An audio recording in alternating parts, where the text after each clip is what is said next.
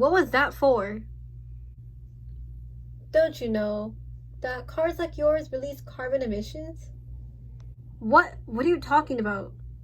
Well, when gasoline burns, it creates harmful emissions like carbon monoxide, hydrocarbons, and more.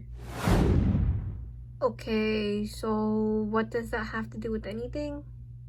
Carbon emissions, also known as greenhouse gases, are going up to the atmosphere and getting stuck.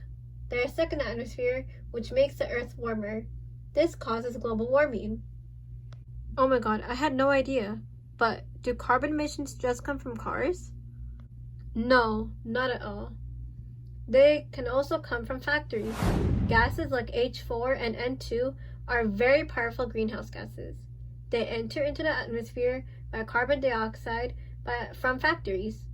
There are 11.5 million tons of carbon dioxide that get stuck in the atmosphere every year. Oh wow! When you're using your car, you're basically leaving a carbon footprint. Well, what happens to the environment? Well, many things happen, like glaciers at the North Pole melt. Animals have to leave their homes to find new ones, which is very dangerous. There is way too much carbon being released, so it messes up the carbon cycle. It heats up the earth. Thank you so much for telling me about carbon emissions, but how can I help? A way to stop this is by getting an electric car.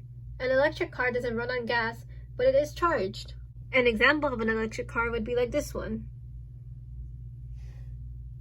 It reduces the amount of gas going into the atmosphere.